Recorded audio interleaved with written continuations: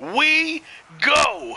Yes, ladies and gentlemen, we are kicking off Round 2 of Season 3's Champion Cup. It's the official PlayStation 4 Cabal Vision competition, open to everybody on the platform.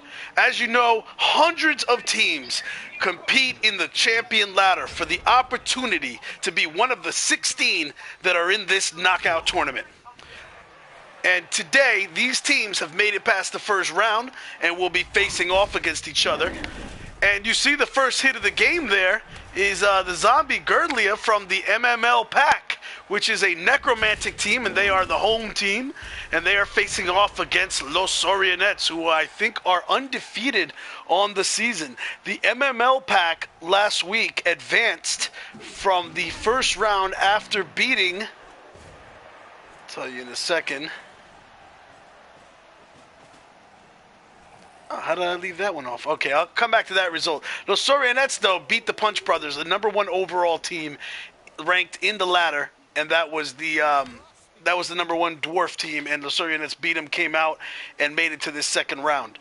In the first round, it was, how could I forget that game? I was one of the announcers there. I just didn't log in on this. The MML pack, this necromantic team, beat Arzawayne being the Season 1 champs who won it all with Orcs. And he had a new Orc team, Carl Baladine, and BernieBuffon's MML pack beat them in the first round. And now these two teams are going to face off for the chance to move on to the semifinals. And as we're watching here, we're getting caught up. My name is Serious Jest, and I am joined in the booth by my co-announcer, also a Cup veteran from Season 2, Triperis. How are you, Trip? All right. Why not? You got that necromantic team got you scared? Yeah, a little bit. That is really quite a scary team, and of course, necromantic team in general is very well suited for these team values. Teams are facing off. They have their claw, which can cut through Zaurus armor like paper. That is one scary team. Absolutely. The thing about the lizard teams is they actually normally just try to protect these little skinks here, because these skinks can cause a lot of problem, but their armor value is very low. It's AB7. On top of that, they have the stunty characteristic that means that they can ignore tackle zones and run between people's legs. But when you actually hit them, they take a +1 on the injury roll. So it makes their injuries more significant. And you can see the stunty characteristic right there. So what the lizard teams would normally do is hide these skinks behind the big armored 9 Saurus. Except, like Trip just pointed out, you have these two mean werewolves right here with that claw. And that claw basically turns that armor 9 into armor 7. So, you know, it puts Surgical in a bad position. Do I hide my skinks behind my Saurus, or do I hide my Saurus behind my skinks? And, by the way, I didn't even notice how this ball got into Moreshots' hands, the flesh golem. That is not normally the ball carrier. Did that fall in there off the kickoff? Did he catch it off the kickoff? I have no idea. All right, most well, likely, since we have replayability, I'm just going to back it up. Handoff. Not handoff, perhaps the kick was, yeah, so what happened is they kicked it. Kicker was outside. I just rewound it. They kicked it. It went to Dino Chicken, the ghoul, who was on the line. Why, I don't know. And bounced out of his hands, hit the ground, bounced right into the hands of Moreshots, the flesh golem. And now he's been holding the ball since. And what you're watching, guys, I backed it up. It's a replay. Why not? The action moves a lot faster off the replay anyway. We'll catch back up to the game. But, yeah, and there you saw Thunden again laying down the smack. By the way, I want to point out, Moreshots takes a step back, so he's out of range. And I'm curious, Trip, what do you think? Do you think Bernie's going to leave the ball in the hands of Moreshots? I mean, he's a blodging flesh golem. He's going to be hard to take that ball away from, even for these big Saurus or the Crocs. I would definitely leave the ball in hands of that flesh golem. It's strength 4 blodge. you certainly can't find a better ball carrier than that. Of course, with agility 2 means it is hard to convince him to carry the ball, but well, But he once he's can just holding it, sit in the cage, yeah. But once he's holding him, when you need to score, you can just hand off the ball, and you're quite safe. it So also helps that that it's early in the half, right? If he caught that yeah, ball in like turn 5 or 6, you really don't want him carrying it because he's so slow. So then you got to get scared about whether he can make the end zone. But this early on, why not roll with it for a little bit and kind of see how it works out for you? So the Lizards try to retaliate, but they really get nothing done in turn 1. So a lot of them stunned from the initial assault. And here's the guy everybody's been talking about off this MML pack, Steve frickin' Michaels. He is a werewolf with 4 agility. He's got a mighty blow to go along with the claw and the tackle skill.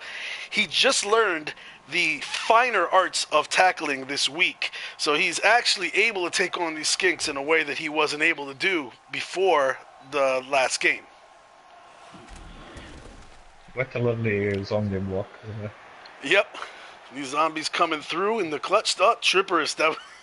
No wonder you like that block. Triperis laying down that Saurus. He ain't afraid of a big lizard like that.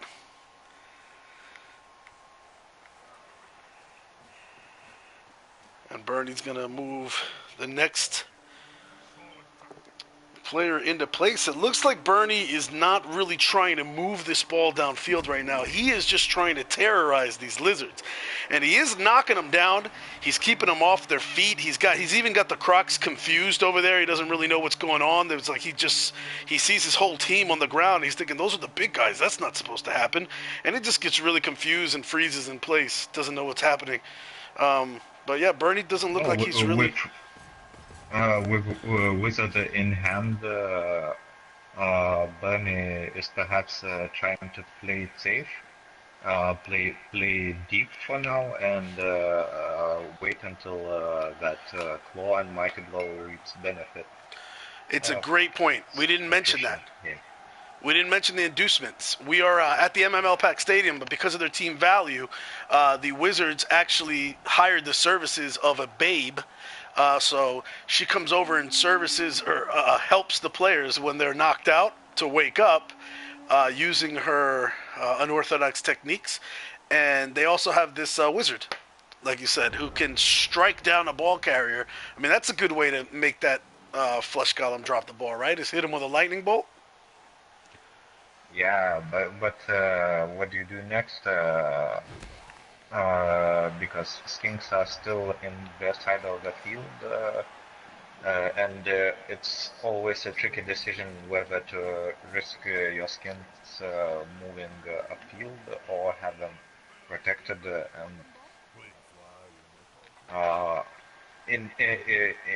At this point, Sagul most likely understands that Bernie is at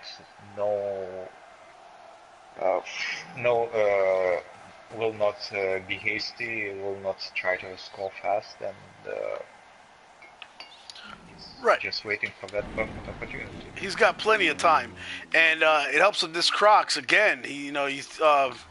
Sergio was telling that Croctehigh, or however you pronounce it, Croctehigh.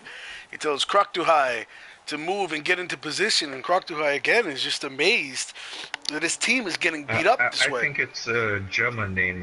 It should be spelled in German accent. Croctehigh! Croctehigh! Croctehigh! It sounds a lot meaner than when I say it. No, it's language of love. Everything sounds nice in German. Nice. And Sergul moving Quackhex into... You should actually pronounce all these lizard names. They probably sound awesome when you pronounce them. So he moves Quackhex into position, baiting Bernie. Bernie's... Because obviously his sidestep ability and his ability to to throw diving tackles on people, make him a particular threat to the ball carrier. So Yeah, but next to some weirdly named werewolf, does, does that king really want to get next to ball carrier? And the problem is solved. yeah, the skink goes off. He is KO'd. The nice lady of the night that has been hired is over there working on the little skink to try to wake him up. It's kind of weird because skinks look childlike to me. But hey, a babe got to do her job. And Bernie's had enough. No more screwing around with the flesh golem. He puts it in the capable hands of his other werewolf, Serious Jest, who recently became a little slower while playing in the ladder toward the end there. He had a smashed hip, but, you know, movement 7's still pretty good, and he is dangerous, like Steve Michaels is with the Clawed Mighty Blow. Also, Agility 4. That must be a treat to have two wolves at Agility 4. They can basically go wherever they want. Definitely. They have stat-ups and double rolls where you want them exactly. Yeah. And now we're going to get the lizards are going to get the chance to respond here. And they do respond. They're going to go pick on NASCAR, the zombie.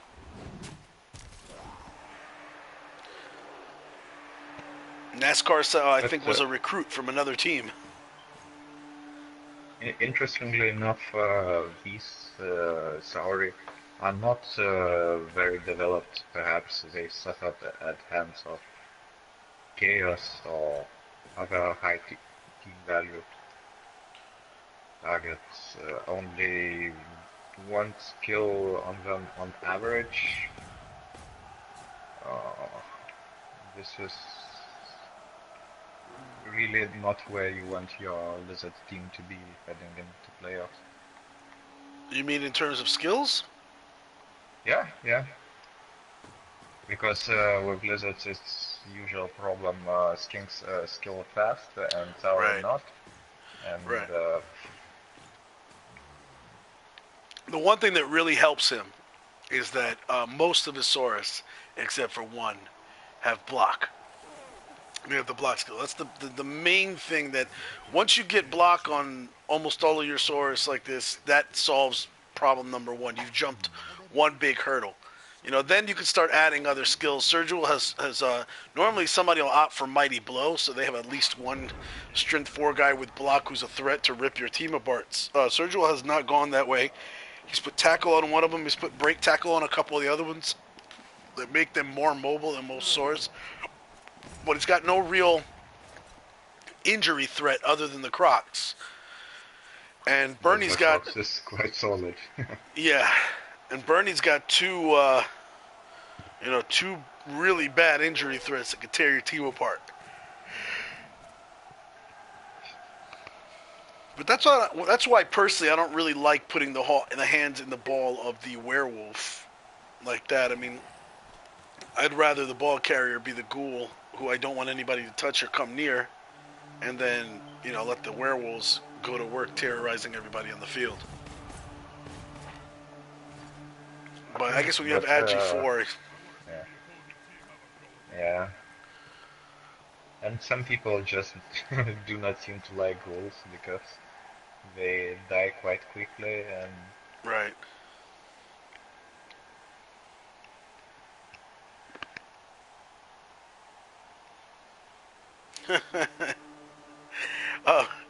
Beers is saying, go Steve Michaels. Steve is so much better than Sean. Who's Sean? Never heard of him. Sorry, Beers. No. Sean is nobody. Steve is the guy you really got to worry about. If anybody's going to put out a bounty on somebody, put it on Steve. He's definitely the guy. There is no such guy as Shawn Michaels to put a bounty on, so... Berzo jumping in, he says he thinks it's Jest game to shine. I think so too. I think Serious Jest came up in a big way last game to move on. So We'll see if he keeps up the good work. Now, we got Calcium Cass in the chat. He's checking in. He's also a Season 3 competitor here. He is the coach of Thermonuclear Palm, everybody's favorite nice team. Really, they're known as the family team. And I wish I would have played them more. I like free wins.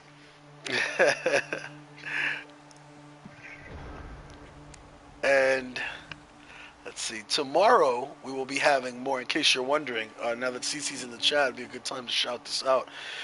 Tomorrow, in case you're wondering, we have the Afterlife Mints 2.0, coached by Synonymous, who. Sorry, just watching this play right now to see what happens to poor Dino Chicken. All right, nothing. He's going to be okay. So tomorrow, Synonymous, who is a Season 1 and 2 Cup alumni, brings the Afterlife Mints 2.0, the Undead team. They will host Dinar 321 and his Goinjin Dark Elves, or his Goinjin, which are Dark Elves. And Dinar also a Cup veteran of both Seasons 1 and 2. So that should be a great match, and CC will actually be hosting it. So if you're looking for that, you can see it on his Twitch at twitch.tv/CalciumCaz. And CC, if you want, just go ahead and post the link to your Twitch so people can save that. Put that in your pocket and follow him.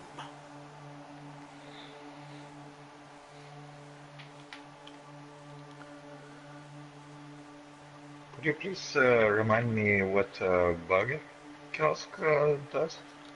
Say that again? The stadium enhancement. The stadium enhancement. Oh, for this. Okay, so the MML Pack Stadium enhancement is the Squig Sandwich Kiosk.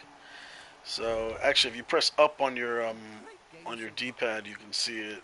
It says the throw a rock and the get the ref kickoff events are canceled because everybody's too fat and happy eating their Squig sandwiches to bother fighting. Is one of the best events. What's that? Get the ref is one of the best events. I don't mind get the ref because you like me, like, you know, we both like to foul when we have the opportunity to do it. But to me, the throw a rock, it's absolutely devastating. It is the throw a rock can knock out your best player even if you've done a good job to protect him all game. So. That's why you should build your team equally. Well, with some races, you can't. You know, it goes without saying your werewolves are your best players, right? So, with some races, the way that the build is. So for the MML pack, that makes perfect sense. You're gonna have a definitely. Yeah, you're gonna have low value zombies. You'd rather feed them to people rather than your werewolves. So. And even get the ref.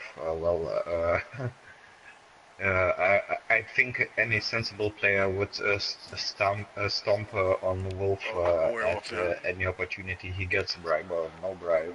That is a noted so technique.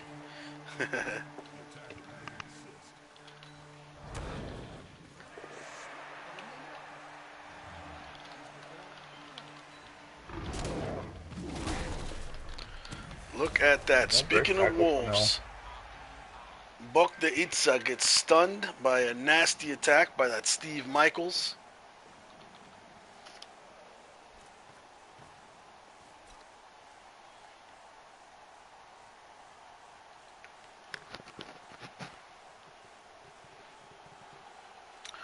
And now we're getting to like the midpoint here, right? We've got, 8 total turns, 4 are behind us, and the MML pack is on its 5th. And the ball still has not moved past the midfield line. For some teams, that would be a big concern. But with a Necro team, I was going to say, well, they have wolves that could carry.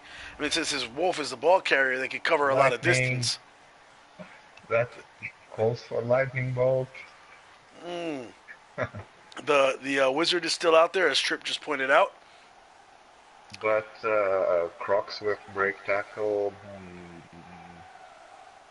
I don't think Bernie could actually restrain the Crocs from getting to serious Jest Wolf.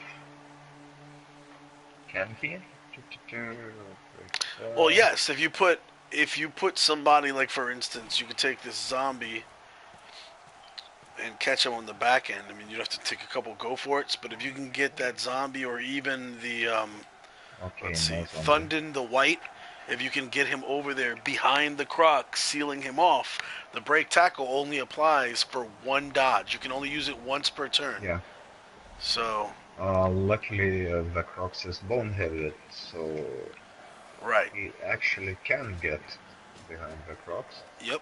And he does. Yeah. So that covers break tackle. So the danger, though, in running downfield the way he has, the danger is that he's within the reach of several skinks. And with the availability of a lightning bolt from the wizard, like you said, he could free, the wizard could free that ball up and the skink swarm could come and just take it right away. So I think I'm with you. I think the wizard's getting busted out this turn. It may have been premature for Bernie to send Sirius Jest downfield in turn 5. Yeah, but Bernie is quite smart. That more shots Flash Golem cut off a possible handoff route to another skin, which could run out of range. So I think it would be still sensible to pass from skin to skin, but. Well, I do think that at first I was really thinking he jumped the gun, but having gotten lucky with some, not crapping out on a couple of GFIs that he had to, make to readjust and everything. And there's the lightning bolt. The ball is free. Sirius Jest is down. That ball is right next to him. No damage is done. You're right. He can get right back up, but that ball is within skink range.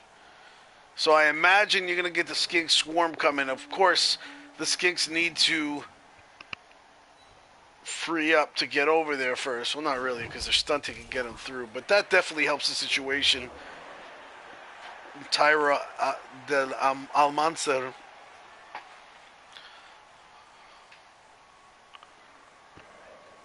It would still need to be a very long pass. And if not pass, there are not many caging options.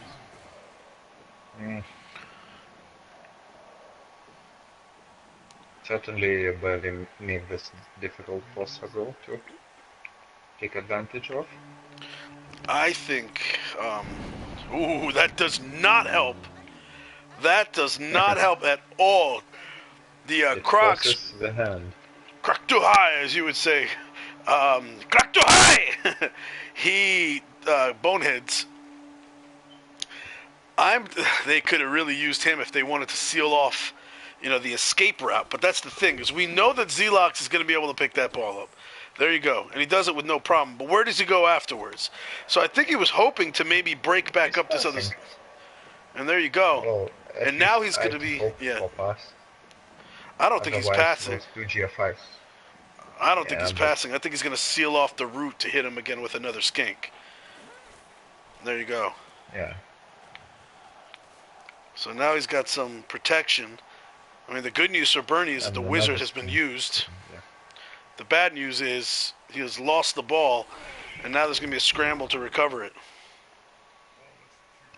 Well, it was always going to be a scramble with that wizard. It's one of most effective inducements. Yeah, the lightning ball. Well, see, and that's why I was thinking that maybe breaking up that... The problem is when the other side has a wizard like that, if you put somebody deep, that gives your opponent the chance to use the wizard. With the wolves, if you don't throw them that deep, you keep all your people around to block off, screen off in case of the wizard. You can make a late break for it when the person's not expecting it before they have a chance to use it. But in any case, what's done is done. The ball is now in the hands of little Zilax. And let's see if the Necro team can get it back.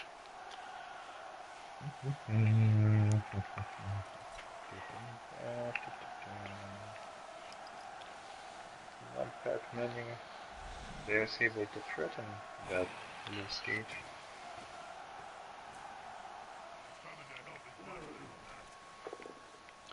And he's going to start doing the easy things first. He's going to knock down with Ram the Mad is going to knock down Mundi de Ziggurai.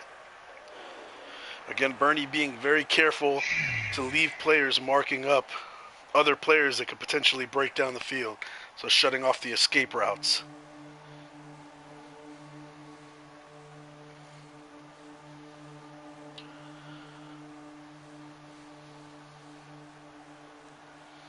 Now comes the trickier part. He needs to clear open the side of the cage so he can get in there and blitz. I guess agility 4 would come in handy. Well, that Crocs could be easily dislodged. But those diving tackles will make it far harder. So Bernie is going to choose to not try to break immediately inside the cage. See, what I saw here, Trip, was I was thinking he takes the chance with more shots and takes a hit on Talan de Talaxlan and tries to knock it, get a POW. And it wouldn't have worked out for him anyway because, as we know, he didn't roll a POW. But I was thinking, do that.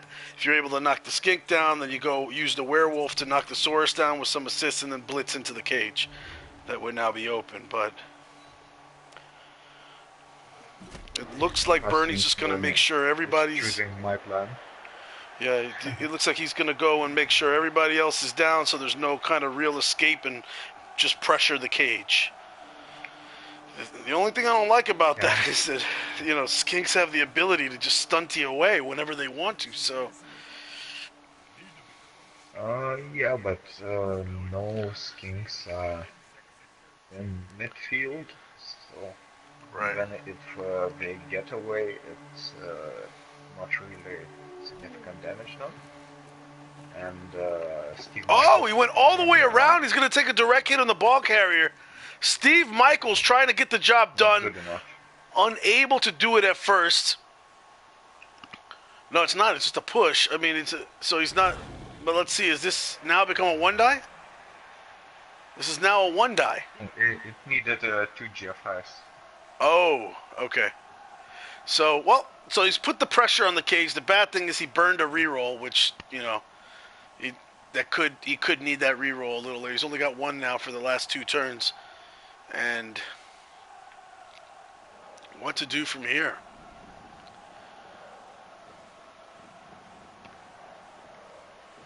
Do a lot of fouling.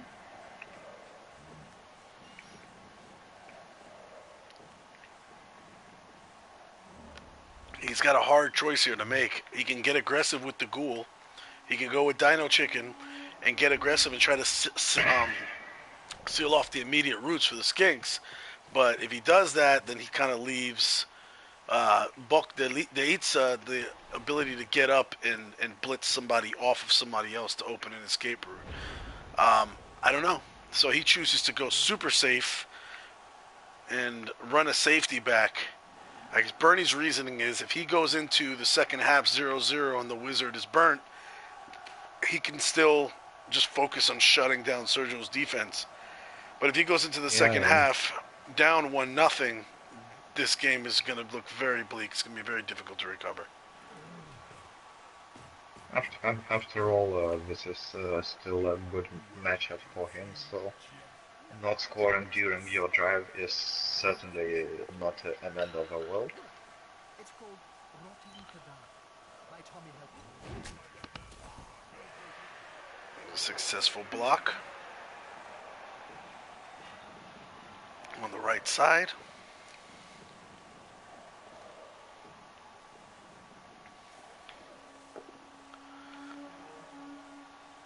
And was that yeah, that was Skinks teaming up on the werewolf on Steve Michaels, and Steve Michaels is gonna get the business from Tlanodon and free up the ball carrier. Oh, foul the wolf. Steve looks angry. He looks really angry laying there on the ground.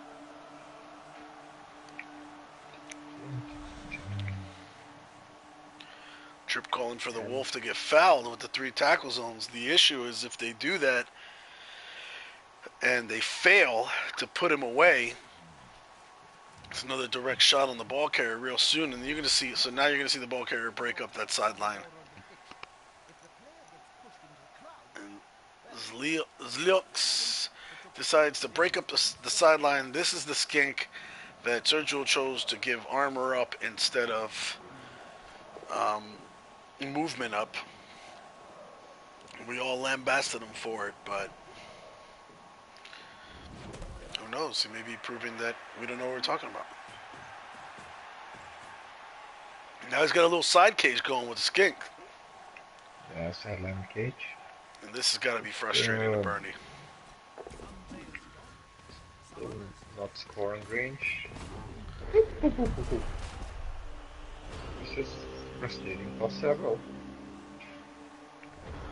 So the Croc successfully breaking the tackle away from the from being marked. However, he tries to go faster than he really can go, than his strides will allow him. He was actually trying to head off the ghoul over there, so the ghoul couldn't head off the path. Still though, the SAURIONETES have 2 additional turns at this point to run down the field and score.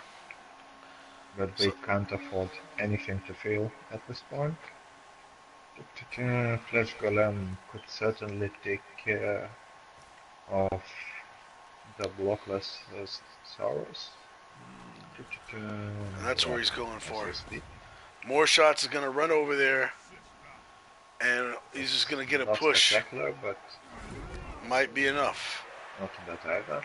With that stand firm, this is quite a good position, especially blocking off some movement from the king.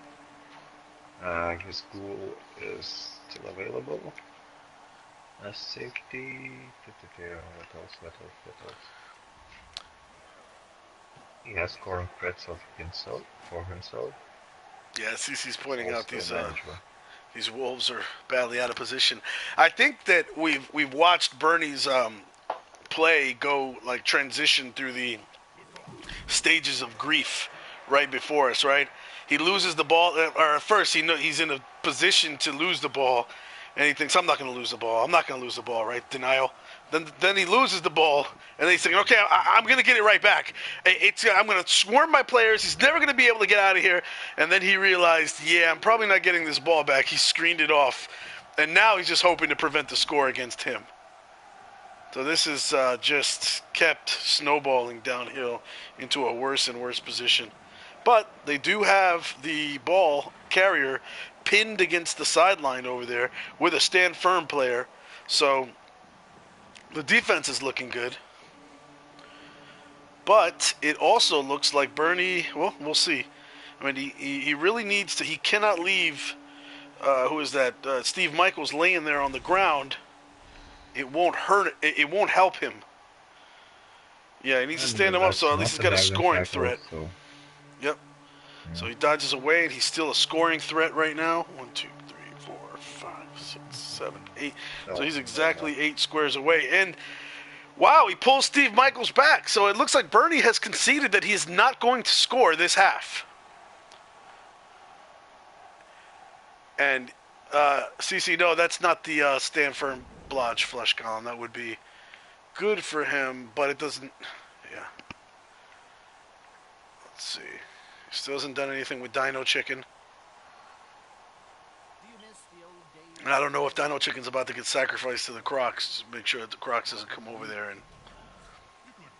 No, I think just going deep is certainly more sensible. Yeah. Even if that skink breaks off the support for him. Right, Dino Chicken can get him. Wouldn't be spectacular. Crocs Right. needs a GFI. Yeah, and he. You know, I honestly didn't like the running back of Steve Michaels.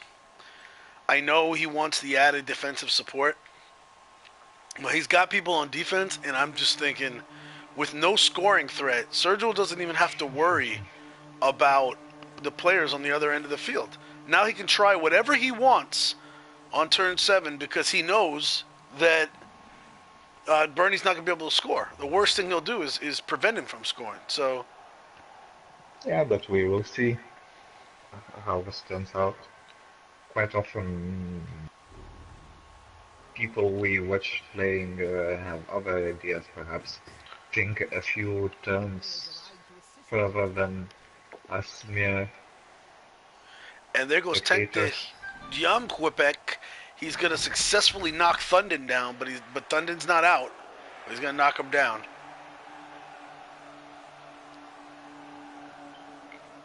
You wanted to tag Steve Michaels? Yeah, so CC's in the chat. He agrees. He doesn't. I don't think he agrees with Steve being pulled out of position to score. You want to leave that scoring threat in case something goes wrong for the other side. And then once there's no scoring threat, the other side it really does let them play freely. They don't have to worry about you taking it down the other side and scoring on them. But we'll see. We'll see if it was that extra man was not, something that Bernie really, really needed, and it was maybe the right choice. You're going to have Jumbo Rambo get knocked back by Adohi Garwak. And are we about to see the skink get stunty? We will definitely see that. And does not work. Again, Surgeon willing to try it because why not, right? Because if he fails, so what? 2 rerolls. But his decision not to put a sideline cage for that skink to end up in means that Dino Chicken gets free skink meat to eat. This is a bona fide potato right here. Sergio said whatever. Whatevs, I don't care. And it looked like he was trying to give him some support with the screen, but Oipek just ends up getting knocked out by, I think that's serious Jest over there. And half of roll results Dino Chicken can get will knock the ball loose. So, it's really likely Bernie will pull off something to deny scoring.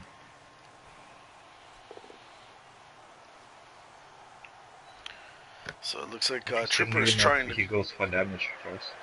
Yeah, Tripper's is trying to clear it so that Steve Michaels could get free and take the frenzied tackle shot on the ball carrier, but no I don't know. I don't... yes, no tackle on Dino Chicken. Right, Dino Chicken doesn't have tackle. Who does have tackle is Stuntman Didi. 2, 3, 4, 5.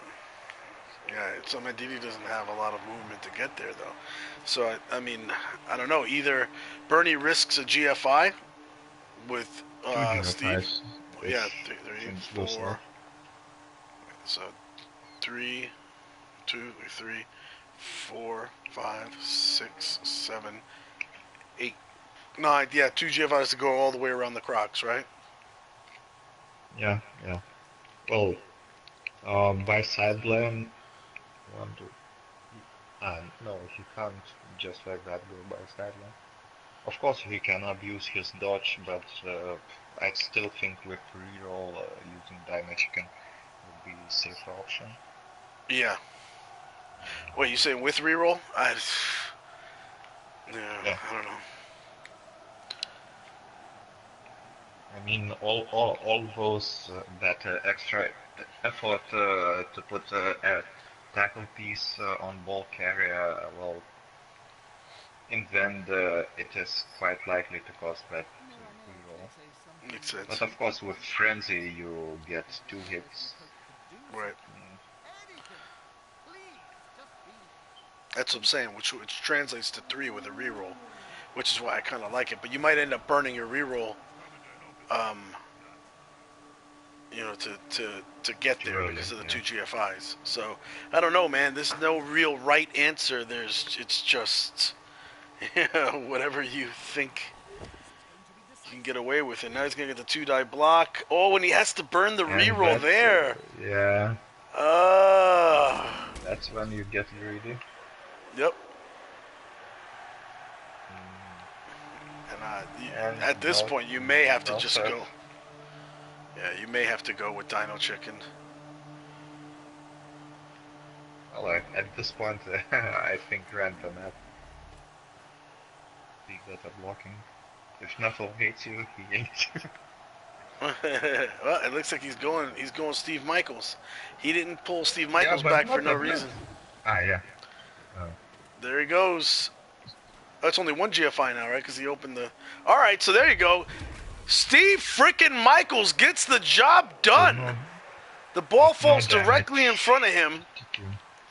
And now I'm thinking there's no real need to move him. Because of where he is. Yeah, he's not getting served. No, he's getting served. He's not getting served.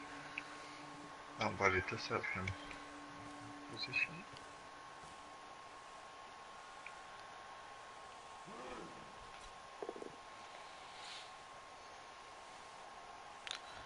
And Random Mad taking a swing at Adi Garwak. And I tell you, there you go. So I think the the problem here is that Kaz box for the Lizards is just 2 knockouts. It's empty. The Claw Mighty Blow hasn't done what it was supposed to do. Yeah. And you gotta wonder, is it the dice or is Bernie not? Say that again? I think it's part of wizard baiting. When you had other priorities before doing the killing part. Yep, and that looks like a wrap. Looks like a wrap. It's a touchdown. 1 out of 9. It's almost a sure thing. And oh no! He's gonna come up short at first, but and it's just not enough. He did some extra stretching this week. He did some extra stretching this week to make sure that his hamstrings could increase and his stride could increase and he could get a little faster. But even the stretching's not enough. And we are going to go into halftime 0-0, and Bernie has got to be sweating buckets. Yeah, one of those little skinks getting up. By the way, the SAURIONETES are missing a Saurus, right? If I remember correctly. We're gonna switch camera angles. Yeah, they're missing one because they've only got 5 in the Crocs. Yep. So the way they're holding up is very admirable.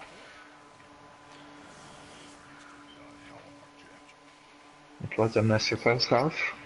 Say that again? It was a messy first half. Yeah. So messy is definitely the word for it.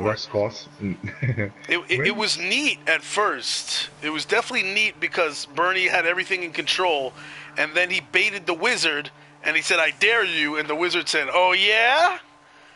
And he hit him with the electric. You say, "Hold this fork, Bernie. How about that? Hold this fork, Serious Jest." And then he hit the poor werewolf with a lightning bolt. Yeah, I think those skinks with diving tackle were key players. First half, I do not think normally Bernie would have had a problem recovering that ball, but those skinks were positioned expertly, denying a path to eventual ball carrier, and that almost resulted in a touchdown. I agree. Shout out to Bleach Effects and Glowworm in the chat. What's up, fellas? We got a cracker here.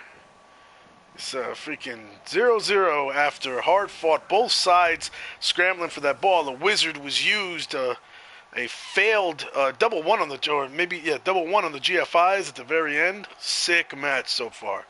Sick match.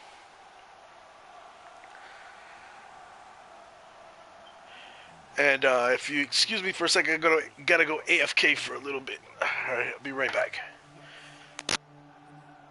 Sure. So we are seeing now the kickoff. Bernie has set up to deny easy penetration. see. Travels through history, infecting everybody. That's some of the thoughts. And it's very interesting dilemma for Sergel with those clawed and mighty blowing wolves. Would you opt to score as fast as possible, hoping your armor holds up until then, or do you try playing slow, playing for numbers? Especially since none of the Sauri have killing skills. Without any killing skills, it is not too likely they would win any kind of attrition game. Luckily for them, with that wizard baiting in first half, and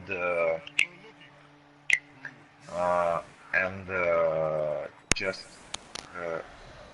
and Bernie having other priorities, his players survived quite intact.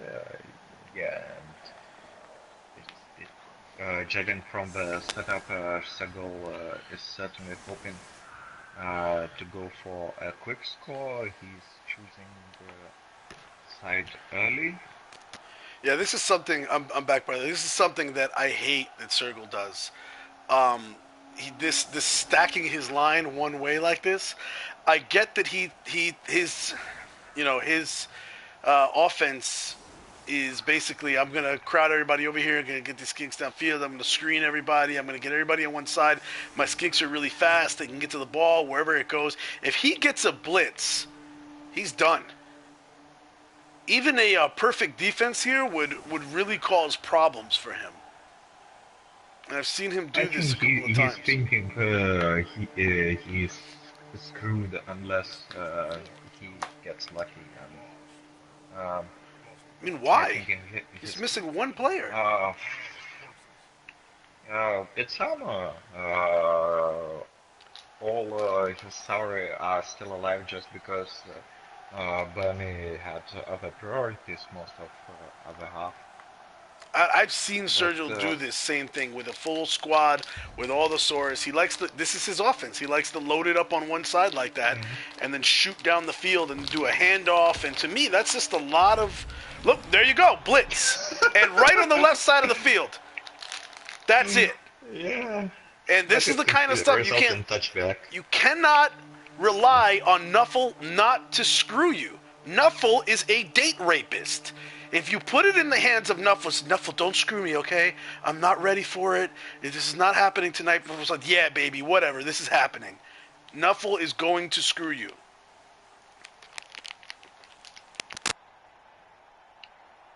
Yeah, interesting comparison.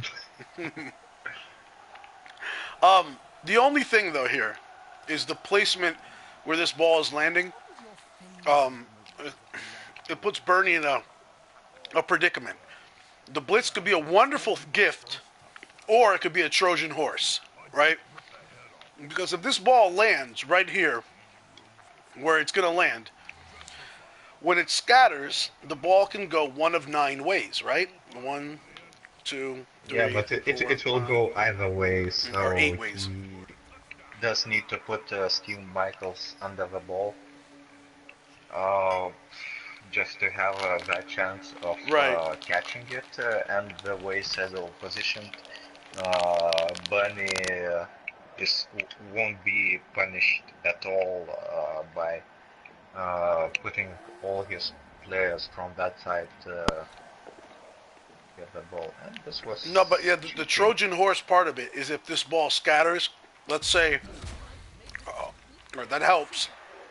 I don't know how I don't know what kind of armor these skinks are wearing. They got like Teflon or something because it's not breaking.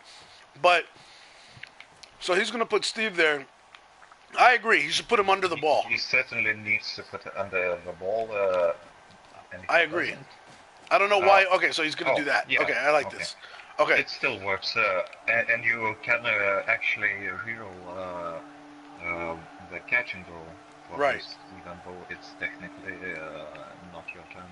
And he's being, I like that. See, that's the thing, is what I was saying. It could be a Trojan horse blitz because a lot of people will just, they're going to swarm everybody over here, right? They're going to say, when I catch this ball, nobody's touching me. I got all my guys over here. I'm going to block everybody off. This guy's going to just truck downfield and score. It's going to be great.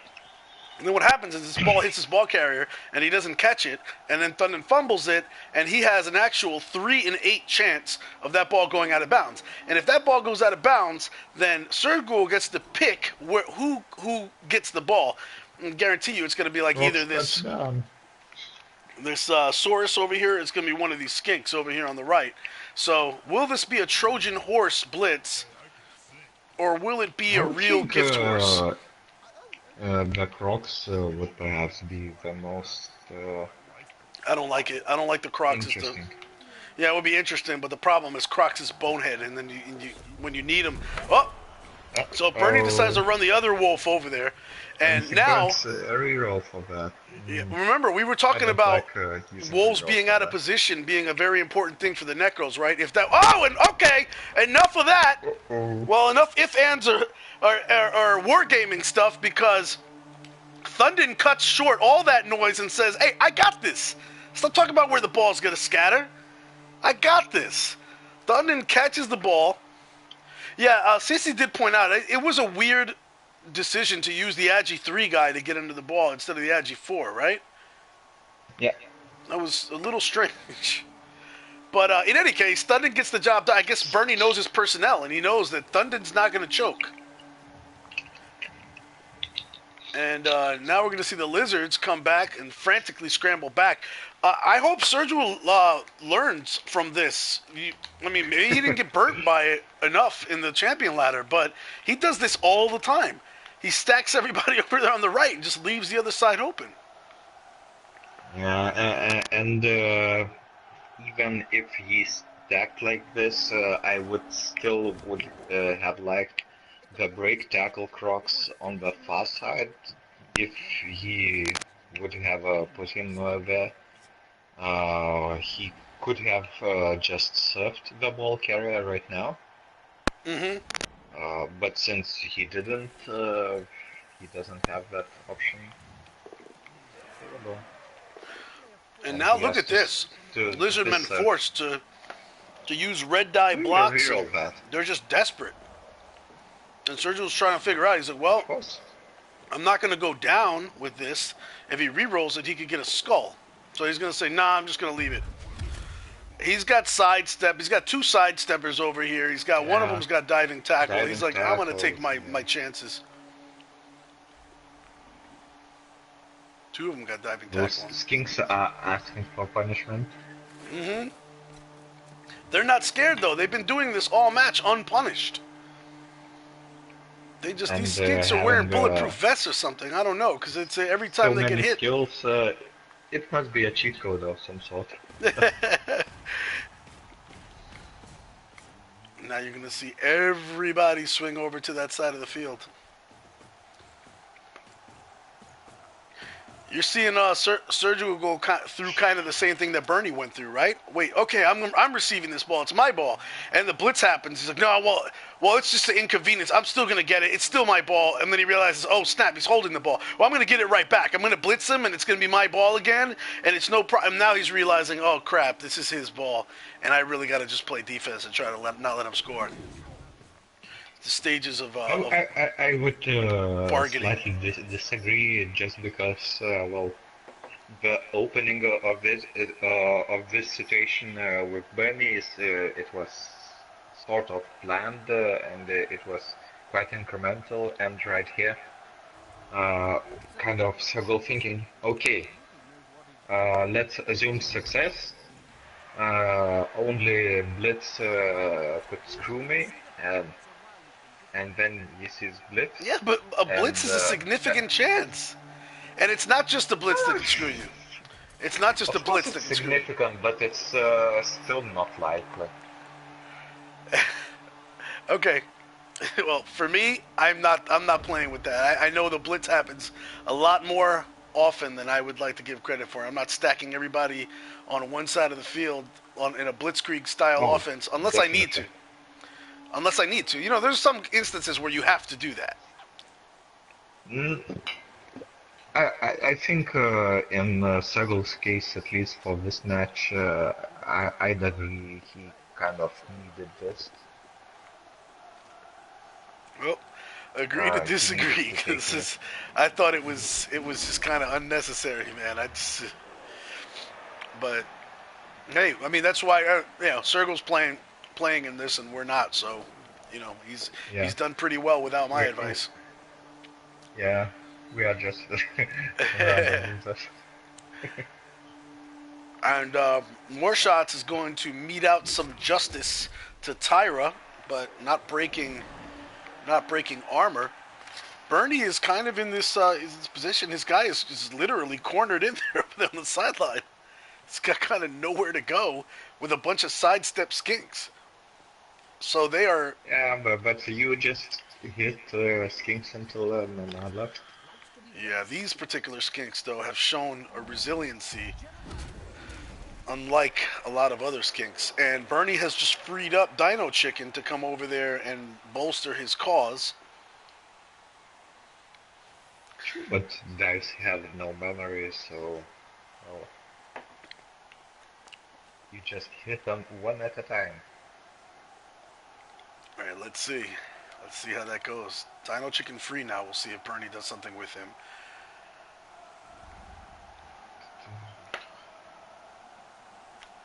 I think Steve Michaels would have liked to hit Quattro first, just so he moves away. There are a lot of these skinks over here. That's the problem. They're all sidesteppers. So clearing them is especially difficult. 4 skinks with sidestep, 2 with diving tackle. Gonna run out of arms trying to clear them all. No blitz used yet. But Not yet. He's barely range. You notice he's still got Stuntman Didi all the way downfield, away from the action. I'm wondering, does he have to be that far? And there you go. Serious Jest is going to take a swing at the Saurus. They're going to clear the Saurus out of the way. They're more worried about the Saurus than the Skinks right now. It's quite clear Fundon will blitz out of other skink range. Right. And move out of sideline where he is a bit... No, he's going to pass. He's going to hand the ball. I don't like this at all, Trip. I don't like this at all. The reason I hate this is because Thundon is definitely getting surfed. But in the meantime, I mean, this helps the matter a little bit. Bernie, I think Bernie's realizing his mistake right now, and there you go. That helps. At least he cleared Quackax, but he considered re-rolling for the POW, so he can push him away from there. And wow, he's going to use Sergel's going to use the Apothecary on a skink. And of course, if you lose now, the team is as good as done. And so we will see that skink back. But now he's going to run.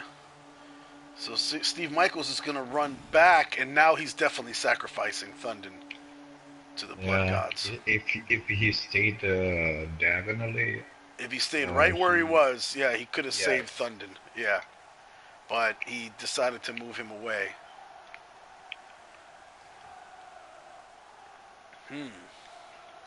This is kind of it's kind of a bad situation in the way that, it's a good situation because he kicked the ball off. So he's holding the ball, but, I don't know, man. I think you need your white, especially a guard white like that. And it's not 100% he's getting surfed as I'm looking at it, but it's likely. No, it's likely, man. He's probably getting served. This is happening. That sidestep to at least one dive self is still on the books, I think. I mean, all you really got to do is clear. You got to take bulk Delisa, clear the zombie. Yep, NASCAR. He's going to get cleared. Knocked down or whatever. And now you've got 3 skinks that are just going to surf Thunden, and then they'll worry about Sirius Justin, Steve Michaels in a little bit.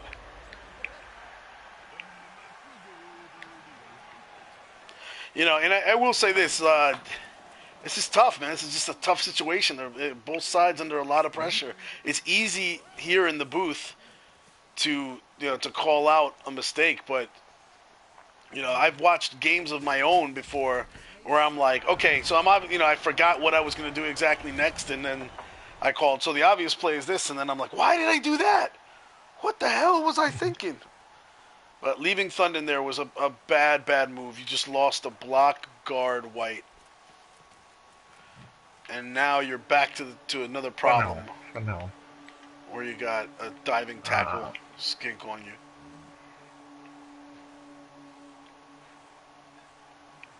Well, the aim, though, I think he was a bit lucky that Sergel didn't push his luck and decided to blitz Thunden instead of positioning a skink behind him. And then attack. Yeah, I mean, he would have had to. I don't think he was comfortable with that because of because he would have had to dodge, and so he didn't want to roll the dice twice. Mm-hmm. I wouldn't have been comfortable with that either. I don't think. So Zergo's got Tang de Guanapak back. The only problem is good having this Saurus back with the tackle. The only problem is Sergul came in down a Saurus to begin with, and now he's got one of them sitting back. So it basically leaves a highly dangerous team like the Necros with a bunch of shots at, only 4 Sauruses. It's not terrible. But... Oh, what a time for this Crocs to decide to start picking his nose and looking around like an idiot. No. This is not when you want that to happen. Still an idea. Tank would have made a great blitz on Sirius Jest. Or Steve Michaels, you mean? No, Sirius Jest. Oh, not the ball carrier. No. Okay. Because I think Sergel is still on the spot. He needs to push his luck. But that comes to my coaching style as well, because I'm really not comfortable just to hang back and hope Nuffle does my work for me. Right, and it's Sergel's like sitting back and playing defense now, and I think if it's up to, like you were saying, he's only lost his white for now, but I think if it's up to Bernie, he'll have lost his white for the end of the game, right? You never want to give this ball back now. Like if it's me, I'm trying to stretch this out to turn 16. I'm not giving this ball back to the Lizards if I can help it. Only one more defender on the ball carrier to clear. So this will be very interesting because that ball carrier is a sidestepper with diving tackle. There are ways to make sure that you can clear him even though he's a sidestepper. I think you're going to dedicate a lot of men. He can't sidestep into anything dangerous. Sure, your gauge is loose after that, but I'm not under the impression you are risking that much.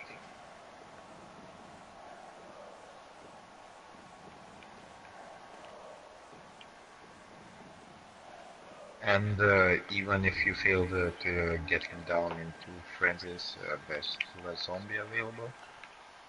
There's Blotch Guard Flash Golem available. Right.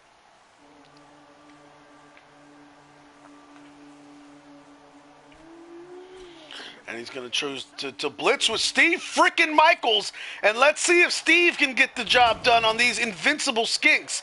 No, he can't. Once again, Tlaxalan looks up at Steve Michaels and he says, I thought you were Steve frickin' Michaels. You hit like a little bitch. And that skink's going to get right back up. Now, what's even more insulting is he says, I thought you were... Because skink's got this real high-pitched little whizzy voice. Says, I thought you were Steve Michaels. You hit like a little bitch. That makes it even worse. Steve Michaels got to be pissed. You are not my bitch! You are... bitch, no! You just made that sound so demonic. All right, so I think so. Look, if to me, if you can't intimidate the skinks, right now, like he's not able to do. By the way, so Bernie's choosing to move up and put a body on the skink. I thought he was going to retreat out of there. To me, the thing I'd like to. Okay, so he's keeping the cage at midfield. It's still early because I was going to say if you have a werewolf with this claw and mighty blow on one of the swords, I don't think Bernie has been instilling fear. This Necro team has not been instilling fear in the heart of the Lizards for this whole match. I think the game being generally weird now for both turns. Right. I just if I have a werewolf on a croc. You just do one blocker at a turn. Do not try to overthink it. Yeah, to me, every chance, if I've got Claw and Mighty Blow, every chance I get to put a hit on one of these Saurus, I'm going to do it. Because I want them thinking, oh God, what was that? I never want to get hit with that again. I have AV9. AV9, it's not fair. Mom! That's what I want. You hit a Saurus like that with your Claw and Mighty Blow a few times, tear him up and have him sitting there on the sideline with a broken neck or something. That sends a message to them and the rest of the team. True. Especially since that's exactly what makes this a bad matchup for Lizards. Exactly. Because Necro in form of that claw and especially coupled with Mighty Blow gets advantage in getting your players down and at the same time with ghouls and werewolves being as fast as skinks or almost as fast, it's not like lizards would run circles around them. Right. And the other thing here is that, so going back to that matchup, right, what normally the Lizards are doing against other teams is playing that hide the skink game, right? They hide the skinks behind their Lizards, they make it so you can't get at them, the skinks are annoying, and the Lizards take all the blows you want with their AV9 and you can't bother them. But in this case, I mean, when you have the chance, if their skinks aren't dying, like, Bernie's been getting shots at their skinks, and their skinks are not dying. And if the skinks aren't going to die, then go after the Saurus. That'll be an attitude adjustment. I tell you, that makes Lizard coaches very uncomfortable when their shields are getting split in half by a claw. Yeah, I think getting removed one Saurus of the pitch is as good as taking 3 skinks. Yeah, unless you're going to clear all the skinks, right? If you can knock the other side down to like 1 skink or no skinks, then I'd rather have all the skinks off. But, yeah, this is, I don't know. And by the way, while we've been talking now, Surgical has he's put the Crocs over on Steve Michael. So now, dodging away, I mean, it's not the worst thing in the world, right? The tail is going to take him down to basically the equivalent of Agi 3. But he can really dodge out. Sure. I'm not exactly sure why Bernie is insistent of staying on that side. Oh, double uppercut! And Monday the Zuggurat, as we were talking about terrorizing the Saurus, he's had enough. He has had enough. Random Mad says, you know what? That's it. Get off my lawn. Get to the sideline and sit there. You're on punishment. And are we going to see the Crocs? No. Are we going to see the Crocs get terrorized? No, it looks like Bernie's probably just marking them up with triperis. Triperis walks over there with big balls and says, I don't care if you are a Crocs. I'm up in your face. Oh, and Triperis is going to provide the necessary assists so that more shots can come over there and serve the Crocs up with some violence too. Yeah, and at this point, I would certainly advocate just getting the hell out of there with Steve Michaels. Right. Well, with Movement 9 and all those kinks, just let them dodge, stunty or not. The best way to remove players is by the other coaches there. Yeah, and this is my kind of necro ball. Now Bernie's finally getting to the strengths of what he does, right? Why push this? I mean, you have a bunch of movement. If you're going to use one of your wolves to carry the ball, then throw him back here and he can get started after all of your other people clear all these annoying skinks out and what's left of the Saurus over here, and you get the zombies fouling. I would be causing carnage in the middle of the field and just sitting my wolf back, and then when he's done, when everybody's done mopping the floor up with my adversary, I go, okay, you guys done? Okay, I'm just going to go ahead and just walk this ball into the end zone now because there's nobody to stop me. Yeah. Or unless, I don't know, unless Bernie's trying to sucker the defense into, I guess he's trying to provide a distraction where the defense has to worry about going after his ball carrier. They keep thinking they can take the ball, and that lets them keep getting hits on them. But, yeah, okay, so he's adjusted now. Where Steve is sitting, he's kind of out of reach. I think key to this decision is just the fact that there are not too many things left. Right. It's only two now, right? Three. Yeah. 3 skinks, quite a few of them are in not greatest positions, and only 2 Sauri at that part of the field.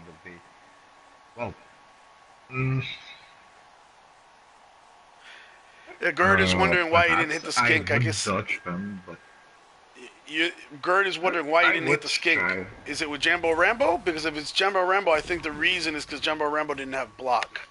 So, it looks like the lizards are going to play a little bash on their own. They're like, huh, you want to come hit? Oh, you want to get violent? Now it looks like they're standing over Serious Jest, and you have to believe that if they manage to clear Dino Chicken, there's probably a foul incoming. Yeah, that's a skink.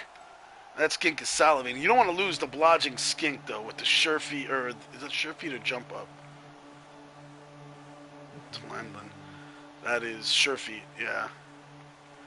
I mean, think the perfect game plan would be just remove Stuntman Didi and go for that ballsy dodge into Blitz with on Steve Michaels. With reroll, it's still a little bit better than 50-50, even at agility 1. So even wow, that is. And pick up the ball with one of the skinks, and that's kind of essentially it's not a very likely move, but it can net you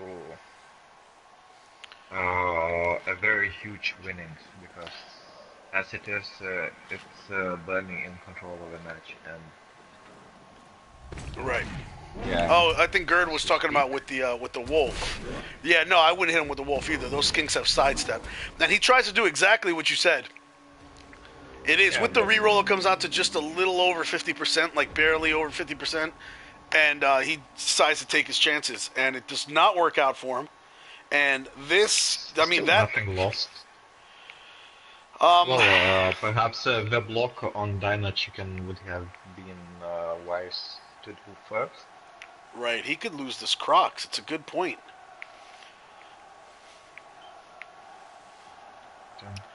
He really could. That could be a lost Crocs he's got.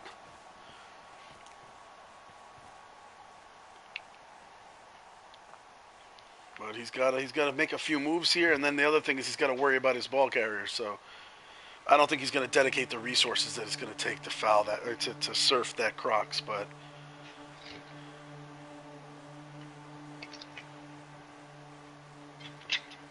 I don't know, why not? Well, essentially just moving the ball carrier is all the protection you need, as it is now. One good thing of forcing like that dodges with agility 1, as well it can turn south, it's a little bit more likely it would force the other coach to burn rerolls, and once the other coach is out of rerolls and you have a comfortable amount of them, Yep. And Gerd called it's it. a very different. Gerd said he's Yeah. going to cage up midfield, and that's what he's doing. This is smart. He doesn't have to Yep. push the pace right now. In fact, that Wolf, in order to score, just needs to be one more space up, and he's in scoring range. So he can be very patient here, and in the meantime, kill skinks and source. And to me, you know what's great is you literally, I mean, you have there you go. If you can clear that skink like you just did, knocks down Zaliax again, man. These skinks are amazing. I mean, the kind of chin they got on them is insane. But if you can, all right. So Bernie doesn't. He needs to solidify that cage, and I don't think he's going to be able to get the hit. If he can get that werewolf hitting people again, and he's not, he's just going to dodge away.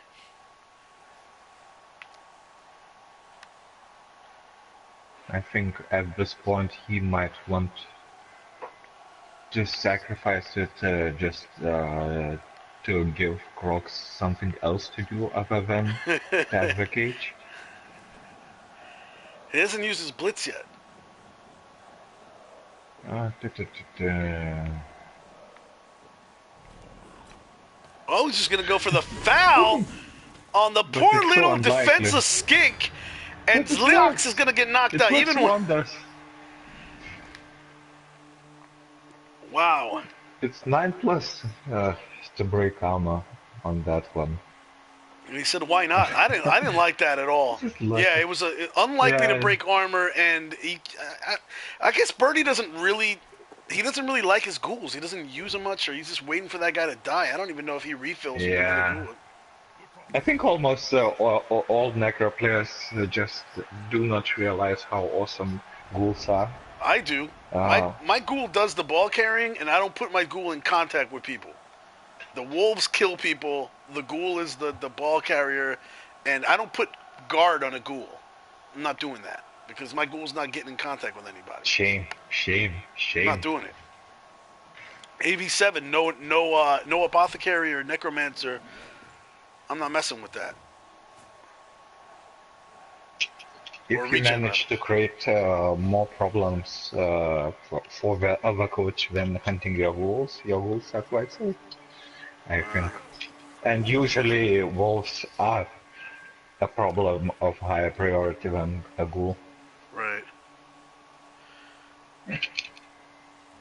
And now Sergio is he's gonna break tackle into the cage, gets the 2-die block, and Steve freaking Michaels is about to catch a face full of dirt. And that is why I said that you need to tag him. Yeah. Stars in his eyes. I mean, who would have thought, though, right? That was a 50% dodge into the cage? Yeah, but if he did agility 1 dodge, it means Sergal is definitely not beneath taking unlikely True. rolls. True. And maybe Bernie was trying to burn that bait. certainly. That just means he's not thinking not is this likely or not likely, Right. but what's most likely way for me to win? Well, to I'll get tell the you what, talk ball. about not likely. Sergio, he says, you know what? The dice are hot. Let's keep rolling with it. He runs Slatodon over there to try to make a 50% pickup. Fails even after the reroll, and the ball lands right in the 75% hands. pickup. Yeah, after the reroll, it's With 75%. Well, including the reroll, 75%. After that, fails twice. It falls into the hands of Gerdlia the zombie, who is currently marked by both the skink and the source. This is interesting as hell. Messy. Very messy. But, I mean, right now, there's not many other ball carriers left around. And tackle on Sirius just these. I mean, lucky for him, Sirius Jest is Agi 4, so, yeah. you know, you can pretty confidently dodge away even from tackle, but How do you solve this? time is running out. And if you look over at, let's look over at the Lizard kill box. I mean, those are 3 knockouts. So if this goes into overtime, you very well could see everybody come back for the Lizards. So Bernie needs to start doing something. I think just blocking with Gedle would be okay for now if you move somebody for potential handoff. Right. That's what Gurley is saying. The only thing I don't like is if you don't knock that skink down, you're done. You can't dodge away. But I mean, that might be his best choice. Not even blitzing, just regular block. Move into that space, blitz the skink away if it's not a hit. Well, Random Matt does a good job here getting Buck away from the ball carrier. That's good. And he's got a tackle zone on him. And he's he's put him in a difficult position where even if he dodges out with break tackle, it's not going to be easy. He's going to be rolling the dice on a hard roll again. And he's doing exactly what you said. And there's the tackle. Girdlia comes up big in a clutch. He is definitely going to follow that. Yeah. And that tackle was critical for this. Will the armor finally break? No. Oh, it does! He is dead! It breaks in a big way along with his freaking neck! Apothecary spent. Tlanodon laying there lifeless, trying to gurgle for his final breaths, but nothing but blood coming out of his mouth along with spittle and some green stuff. That was brutal. And Girdlia standing over him with no remorse in his eyes, only dead inside. That's greedy. Moving the ball carrier. He's going to go for extra points. Girdlia is the ballsiest zombie I've seen in a while. Yeah. I think it's good in the end because Standmandidi it becomes next to ball carrier. Yeah, that seems to be the... No, and he is not next to ball carrier. Of course, there's a lot of time left, but... Right. So I guess you can afford just position safe. And Serious Jest is going to come back and stand over Tlaxlan and say, "You see what we did to your friend? You're next." I'm actually surprised that he didn't run Serious Jest back and provide a third tackle zone on Bach and then hit him with NASCAR. Why not at this point? I think you just want to get the game in order in more classic positioning sense. Yeah. And well, to do that, you just think, how can I achieve what I want to achieve in least rolls made? Yeah, and I see why. Because if he had done that, Tang would come over here. 1, 2, 3, 4, 5. He'd get a clear shot on the ball carrier. Tang would. And Ghoul is forgotten. Ghoul will die. Yeah, Gurley is pointing out there's one skink left on this field right now. And you need to protect him. And one would come back, so I guess it's not critical to save his life, but... Bye-bye, Wolf. Serious Jest is going to catch the bad end of a beatdown here from Tang. He said, if I can't get to the ball carrier, I'm gonna show you. I'm gonna take you to the planetarium. Here's some stars, buddy. And I imagine, he's not gonna mark up the ball carrier. He needs to protect his skink. Otherwise, His if Stamp that City skink is out, there's no way Bunny could lose this until overtime. Remember, though, the other skinks are not out permanently. Oh! No! Stop doing that! No! Triperis has been badly hurt. And the regen is going to fail. We have seen all we're going to see of Triperis on the field this game. But if you like Triperis, just listen to his smooth voice here in the announcing booth. Now, the thing is, look, there are more skinks. They're not done. It's not like every skink is dead or badly hurt. They're just waiting on the sideline for their chances to get back in. So Bernie needs to score here. Yeah, but the game is lost. They lost their star player right now, so I think Man, so.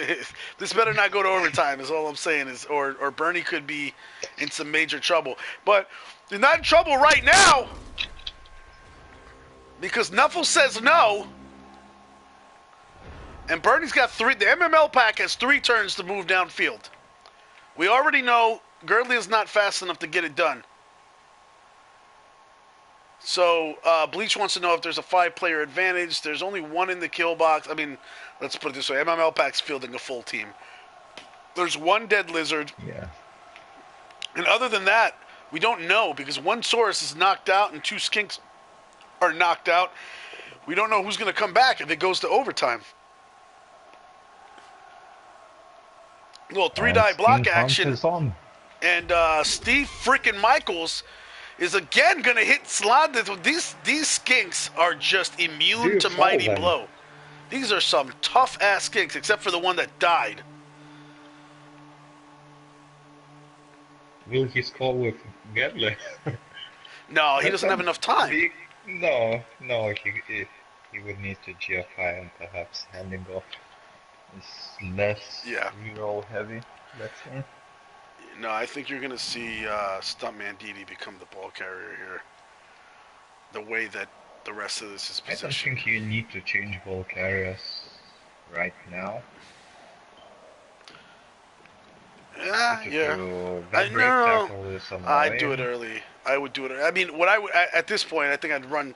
Stuntman's got a movement 6 as compared to Zombie's 4, right? So I run Stuntman past the zombie to somewhere where I'm going to hand it to him. Then I run the zombie up and hand it off to him, or sit him right back behind him and give the ball to him next turn. I don't know. The blitz has been used though, so. I think it was greedy blitz. Well, just because Rantanet could have just blocked him.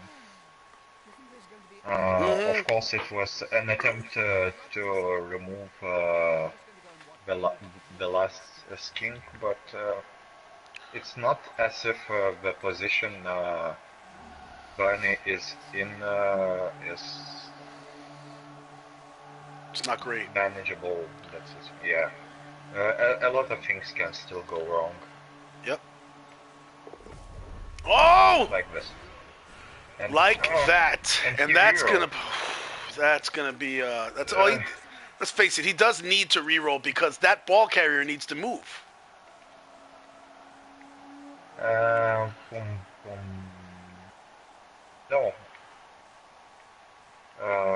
1, 2, 3, 4, 5. No, I wouldn't have rerolled that. Who would hit that?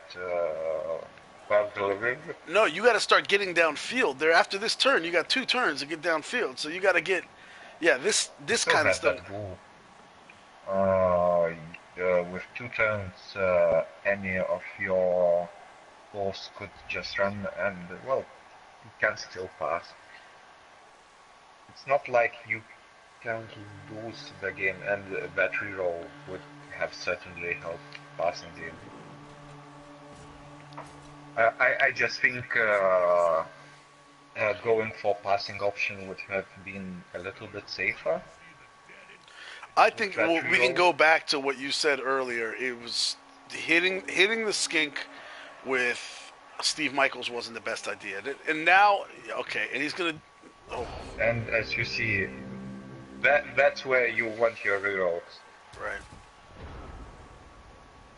And that skink, that skink 50% ball pickup incoming. Tackle. Will it go or not? 4, 5, they've got a reroll, so if he commits 6, to it, now's the time to do it. Break tackle, Saurus can unlock. Yeah, exactly. There you go. Now it's 67%. And that... Oh, he's just going to mark it. Interesting. Goes for the GFI. He hesitates, and with good cause. And Nuffle says no. Oh, stop doing that. Even if we go to overtime, Sergul's going in with his pants down. No rerolls. Both coaches just giving away chances for each other. Playing so risky. It's painful to watch. Just pick up the ball before any blocks. It's that important. With agility 4, it's very good chance you would not need to reroll. But if you need to reroll, you need to reroll that. Yeah. Go as far as you can without doing GFIs. I'd move the white downfield right now too. Anybody. I'd move. Actually, I would blitz with the white first because I want that white downfield, just in case something goes wrong and I need somebody to receive. 9? What's that? 1 out of no, it's not 1 out of 9 to fail. It's 75%. See, that's where you need your reroll. Yikes! That's where you need to. And he's sitting serious just there in contact, or Steve Michaels in contact with Bakhtaitsa. That is still not done. It's still not done. Nobody more. That There you go. That's a stand firm goal. Send your guy downfield, put him out of range. There's one dude left that could catch him at this point. One guy after 2 GFIs.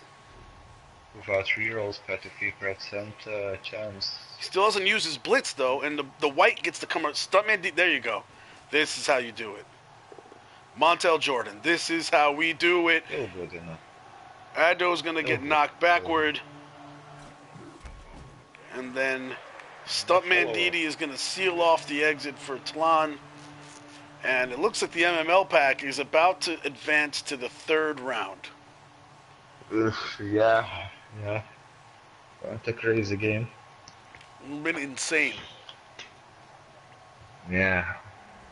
I think it's quite normal to see potato plays in these kind of setups, as tension is sky high for both coaches. Right. There's no clear path to victory at any point. You are both in bad positions, and of course there's always Nuffle, since when you are in bad positions you make risky plays. Absolutely. And now Bernie trying to seal off all possible avenues to his ball carrier. Calcium talking his trash as usual. Serious Jest dodging away.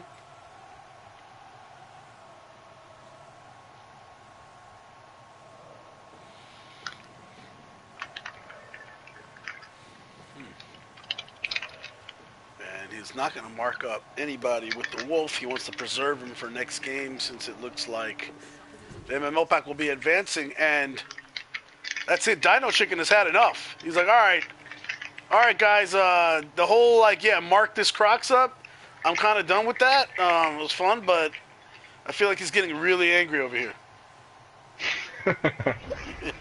It's killing time.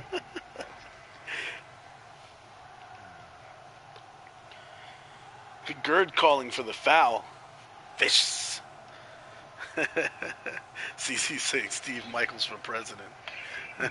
There he is. Yeah. There he is. I think at this point of time, what do you do as Sergel? I think if you want to lose, you better lose to champion, and SVP is worthless at this point. So, yeah, so that's what you do. Try and mark him up with the skink, but that's it. And we should just be seeing Serious Jest run in. I mean, not Serious Jest, Steve Michaels. Steve freaking Michaels gets in there and gets her done. So chases his own tail. Decides to soil the end zone. And he comes over by Bernie, who gives him a treat. Steve freaking Michaels. What an epic match. Seesaw battle between two Titans. And we're going to take a look at stats in a second. I'll invite both coaches. And we will get some not really impressive. 9 armor breaks by MML pack to loss SAURIONETES. goal blocks made by Bernie represent 46 to 27 plus SAURIONETES, of course. That's almost, so you almost doubled it. Double the running. Yeah, Right. double the running, double blocks, but as we can recall from the game, positioning was way more important than maximizing your block rate or just kill rate. It was messy both first half and second, so nobody can blame any other coaches for not doing enough killing. Wow, and as of yeah, as an extra FU from Nuffle to Sergul, he gives him the dead skink. Planodon gets the MVP. Stuntman Didi gets it for the MML pack. Yeah, the key here was the ball possession. I mean, definitely what kept Sergul in the match was the skinks, just ability to just take that punishment. But yeah, the 3 KOs, the no KOs, that was the major difference. 2 injuries to 1. That kill that we got going. The MML pack just ran up and down the field. On the other side, you're right. Nothing special on these stats, but it was an amazing game. Amazing game. Yeah. So I put invites out to both BernieBuffon and Sergul to the party, but they haven't joined. And if they don't join soon, we are going to have to move on. Of course, in the first, so we know Bernie has been in the playoffs every single season so far of the Champion Cup, and you know, so this was but he normally gets knocked out in the first round. Season 1 and 2, he got knocked out in the first round. So this was the first one where he made it to round 2. And the first time we failed to interview him, it was kind of like, you ever watch, I don't know if they have that in Europe, but do you guys know about Jimmy Kimmel? Yeah. Yeah, so Jimmy Kimmel always does this thing where he says, apologies to Matt Damon, we ran out of time. He does that every show. Right? And Yeah. so it's an ongoing joke. So, yeah, but this is looking like apologies to BernieBuffon, we ran out of time. The crowd. Bernie was salty as hell. He was like, "It's my first time making the second round, and you bastards denied me my right to an interview." But now we've been in here waiting for him. I sent him the invite, and it does not look like he's joining. So Maybe he needed a quick toilet break. After all, such game would certainly make your bowels loose. Well, all right. So I'm running out of things to talk about, Trip. I guess we'll you know. All right, hold on. So we can talk about how are you doing this season.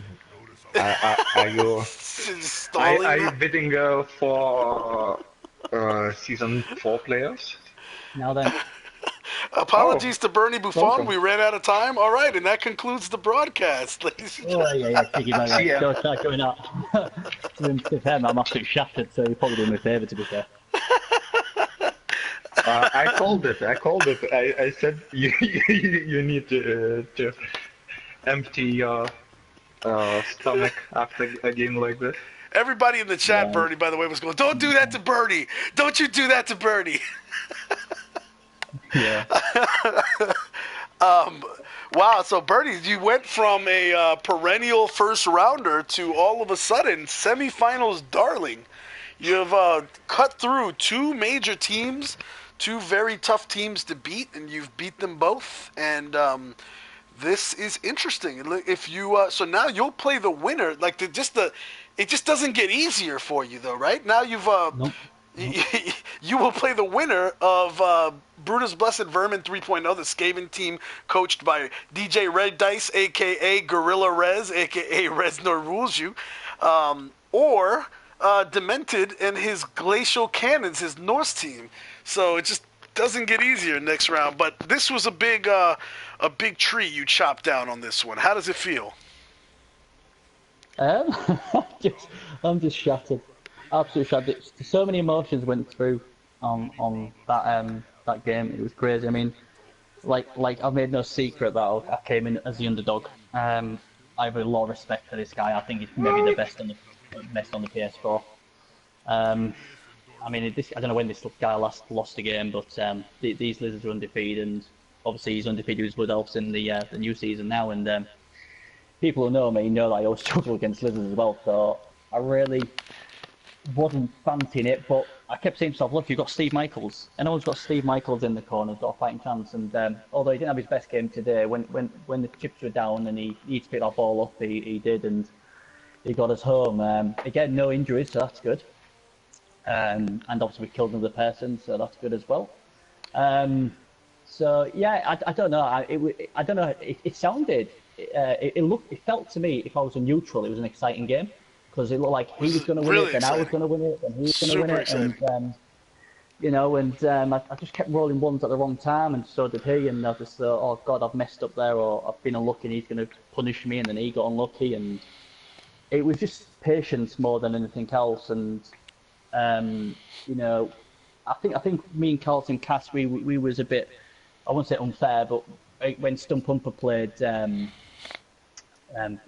we was like, oh God, you've got to be a bit more aggressive, and you know, I went for the short kickoff, even though I had one skink there, praying for a defense blitz or anything like that, and lucky for me, it was a decent kick, and you know, and obviously, you know, it was like, I didn't want to put a werewolf there, because although it'd be easy for him to catch it, I didn't want him safed.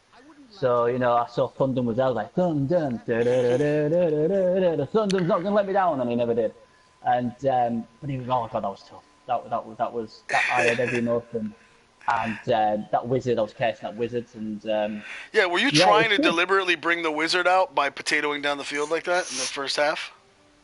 No, not really. I mean, I knew it could put it out, but I never really... See, the thing is, I've seen Sergel play a lot, but not really...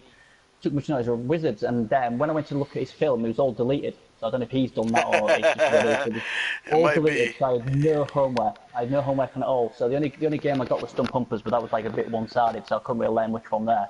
I know he likes to try and box you into one of the sides, especially with his block tackle, break tackle, Coxago. So I had to try and manage the Coxago, and I thought I managed him pretty well. But obviously when Thunder went and caught the ball, we had no option but to be there, and then it was just a case of taking the time with all these nasty down tackles and try and find a way to blitz or shuffle push, so I'm out of doing any dodges.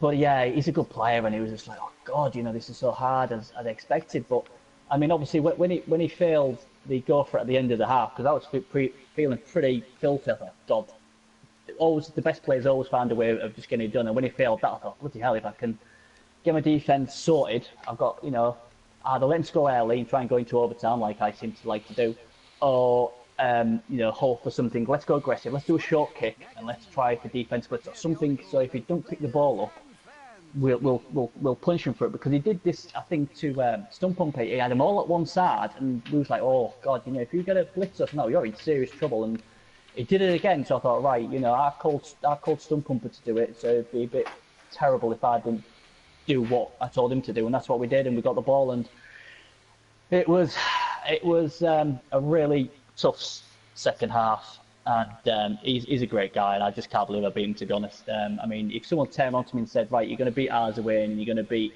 Sergel, I'd have told them, yeah, you're freaking crazy. There's no way I'm beating the season 1 champion and one of the best players on the PS4. With let's be honest, I don't play Necro, and that's the thing. I'm more an Orc, a Dwarf, you know, even Chaos team. This is the first time I've really properly had a go with Necro, and as you know, Jest, it was just for fun of the Steve Michaels name more than anything else.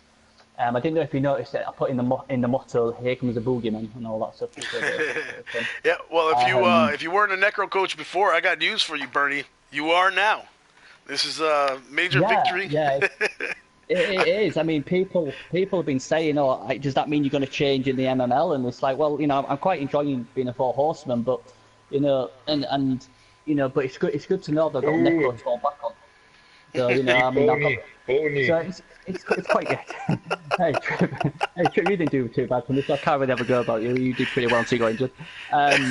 But yeah, it's awkward, isn't it? Because obviously I love my 3 guys, and I like the 4 horsemen. But I tell you what, it's really funny for me, because like I know they're only pixels. I know. I know they're only pixels, but when I play Nurgle, I always everything bad seems to happen. But when I play Necro, everything seems good to happen, and I do like the assassins. They are seriously nasty, especially that Steve Michaels. Yeah, the Wolves. Yeah, and then The obviously one thing I will tell you, and I kept saying this, you'll see it on the replay during the game, is like you did get stuck. To me, you got stuck in an orc mentality because you were going skink hunting the entire match.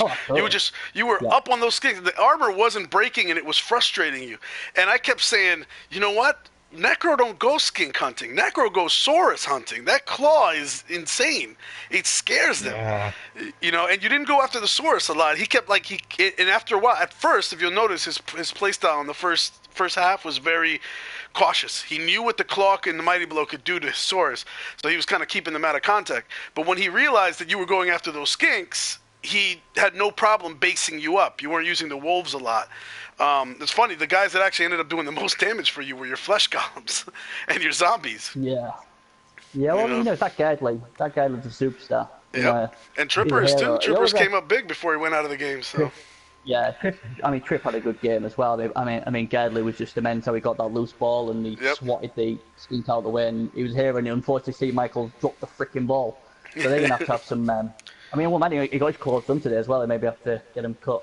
I don't know. I mean, my plan was this. If I'm going to beat him, let's go for the weak link. And that was his skinks. And the thing is, if I get rid of his skinks, he ain't scoring on me with the Saurus. I don't care how good of a player he is. There is no way them Saurus are breaking through. Simple as. As much as respect I have for him, I don't care, I'll even tell you ain't got no chance. Them Saurus ain't going through my line of 11 men. There is no way that's happening. The skinks could, but them Saurus ain't, and that crocks in. So my plan was, let's get him. And as I think I said to you, I said to somebody, I said, them skinks coming to my house, they're going home in a body bag. Well, that was the plan. And obviously it didn't work out air, but one of them did end up going in a body bag. One of them did. The blodger too, right? Yeah. Yeah, the best one went. So if we're gonna kill someone, let's kill the best one. I don't know what it was like on Twitch. I mean, they may all be going, "Woo, don't Bernie winning," but I must thank for the people who sent me good luck messages and everything, and people have congratulated me since I've played it. I feel really humble because there's been loads, and you know, we can get wrapped up with the Blood Bowl and winning and all that sort of stuff, but you know, it's great to have friends, great people who I don't really know much. Go, no, go on, do it for MML, or do it, you know, just go on beating Bernie and all that, and it really means a lot to me, that.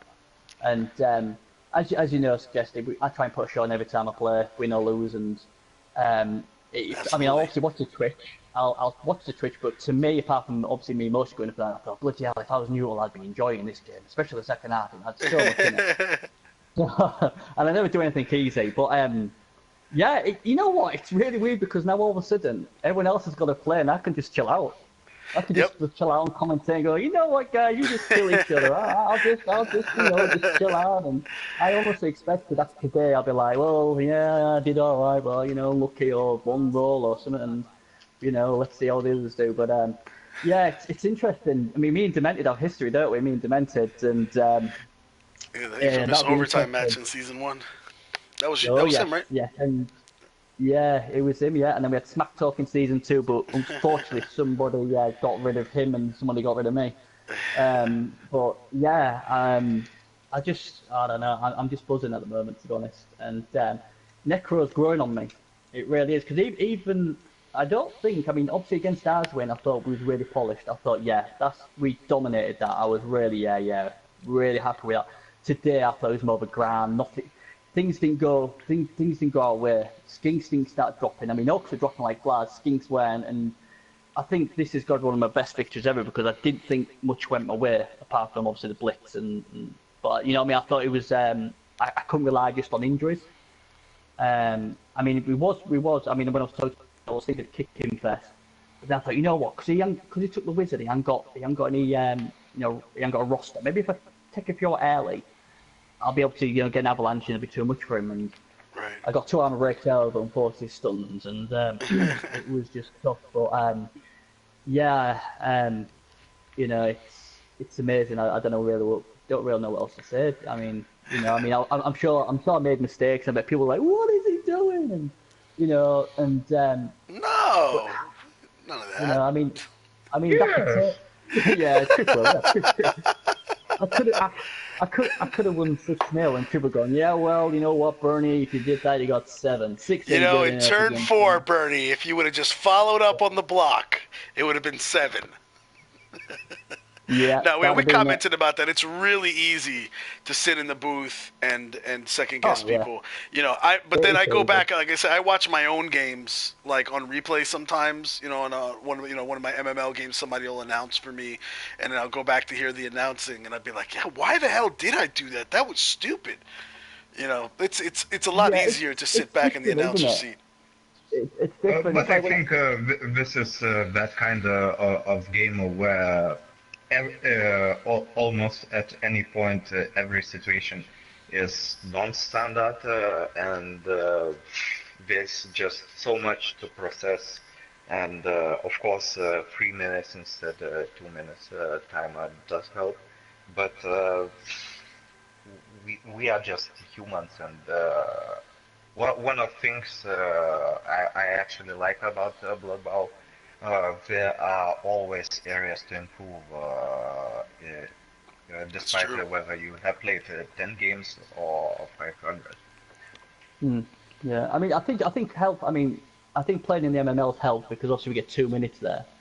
And as I said to Jess the first game, I said, look, mate, I'm going to take a bit longer this time. Because I'm thinking, you know what, I've got a minute here, I could just process. Because I've noticed, some of the better players like Fanfox and I do process it. I'm thinking sometimes I rush it, I see it and I do it. And Right. then I'm like, crap, maybe I should have done that, but it's too late. So Yeah. I've basically, since been playing the ML, it's been 2 minutes. I feel like I'm used to 2 minutes now. So it's like, look, Bernie, you've got another minute there.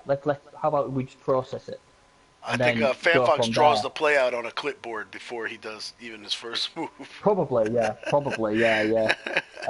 You know, I just use tarot cards, you know, to tell where to go. Uh, but yeah, I can't remember what I was going to say now. But it's just, it was just amazing, really. I mean, I didn't expect to beat Arzawayne and then to beat Sergel 77, and I just rave about him. He's just an awesome player. I don't think I've ever seen him get beat apart from against Fanfox, and so to beat him is amazing, and I'm just glad I can relax a bit now. And you know, people say, "You got this, Bernie. You got this." I'm like, "I haven't got it. I haven't got it, man. He's a tough guy." And I've got to be like, "I told you, Bernie. I told you." It's like, "Oh yeah, man." But you know, it's tough. But I mean, obviously, I'll chill out and listen and watch the Twitch feed and see where I've gone wrong. I'm sure Triple point out where I went wrong. You know, I not, tomorrow, by the way, you're gonna join us in the booth, or actually, it's gonna be Cece's gonna be broadcasting. Again for you guys, Twitch.tv/CalciumCast is gonna be the Afterlife Mints 2.0 versus Goin Gene. That's Synonymous versus Dinar. That's Undead versus Dark Elves. Starting tomorrow at 2:00 p.m. GMT. So if you're available for that, yeah, Cece is. I'll love a word with the misses. You know, can't make sure I get killed by Okay. air with a semi-final coming up. That'll be a bit typical of Cool. me. And at some But point yeah, as well, I'll tomorrow, definitely be playing. The Rottingham Forest, which is Mello's Nurgle team, is going to be facing off, hosting Thermonuclear Palm, which is our boy Cece, his Chaos team, as well. That's going to be tomorrow. I don't think they've set a You know time yet. what? That's gonna be a good game because like people keep bigging up Calcium Cast, and I can see why. But that Rotherham Forest team's a really nice They're balanced team. violent too, yeah. And Oh, Cece they saying he needs are Bernie in the really. booth. He says needs Oh Bernie in yeah. the booth. Yeah, I mean, I'll have to say. I mean, like I say, I've got obviously. This the funny. The funny thing is, in the first game, I was set downstairs as I always play, and then the missus was like, "I need the TV." I was like, "What do you mean you need the TV? I've got like 5 minutes to get upstairs and all this." I rushed upstairs in the game. I was in a foul mood, absolute foul mood, and that really peed me off. Even for the game, I was in a foul mood. I can't believe I'm in the kids' room and all this. And I went in the kids' room. I'm like, I'll never win a playoff. I'm in the games room and I win with Necro. I'm like, you know what? I'm going to do the same procedure again. No music or nothing, just chill out. And it's happened again. So now I dare not Now play in the you have fridge. to play in the yeah. You have to wear the same underwear you wore on that day, and Oh, sit in the same absolutely. way, Yeah, bow-legged in the same way, or you'd sit Indian style with your legs crossed. absolutely. I mean, it's like, you know, I'm not superstitious at all. But, you know, Different color you know, you socks, just think, the whole nine. oh no, Cece, no, did you you got to guys keep the decide full on a bottom. time yet? Have you and Mello figured out a time, by the way, for tomorrow's match? If so, let us know in the chat. Trip, you I'll got be any back in the questions for chat then. Bernie? No, I think Bernie was quite thorough in his dissection of the play. I don't really have anything to add or ask. Awesome. And I'm getting in the chat, CC is saying, all right, so I'm going to update, by the way, I'll for you guys watching, we have in the forums, in the official Cyanide forums, there's a subfolder that has the schedules and all that stuff, all the PS4 Champion Cup stuff. I'll post the link in here in a second. I'm just going to update. So I'll say the time tomorrow for Rottingham Forest versus Thermonuclear Palm is going to be, we'll say 2000 GMT. So that's 8 p.m. GMT. And we'll figure out a broadcaster for that. But mark that on your calendar as well. The first game, his game, CC's game tomorrow will be 8 p.m. GMT. And he can, we'll say tentatively, so tentatively scheduled for that time. And then they'll adjust the fire if they need to. But the first game is going to be a lot earlier. It's going to be 6 hours earlier. It's going to be at 2 o'clock p.m. GMT. And that one's going to be hosted by CC on his Twitch. So. Yeah, I mean, like, I think I might be alright with both. I mean, this is the second one I have to come up to the games room and go in there. It is a Sunday, isn't it? So yeah, that shouldn't be a problem. Cool. So yeah, that's fine. All I've got to say, that Steve Michaels did something special in here. Absolutely, killing it. Well, nice job, Bernie. Very, very well played. You wanna, you got any last words for the fans before we sign out of here? I'm still in shock, I think, to be honest. Thanks for the support for the people who were supporting me, and for the people who wasn't supporting me. Screw you guys. Very, very well deserved victory, and way to go. And Trip, thank you very much for joining me in the booth. Do you have any parting words before we break out of here? Good luck for everybody still competing. Well, apart from that, it's great competition, and see you guys on the field. Awesome. And again, I want to echo that. Good luck to everybody still in the cup. Shout out to everybody in the chat. You guys really make this fun. And thanks, CC. Thanks for and I look forward to you announcing tomorrow. And our first game for the second round is done. 3 more to go, and then we will be in the semifinals. You have been watching the PS4 Cabal Vision Official Champion Cup. This is Serious Jest. My co-announcer is Triperis, our coach BernieBuffon, and Surgical77. What a show, guys. Thanks for joining us. See you soon.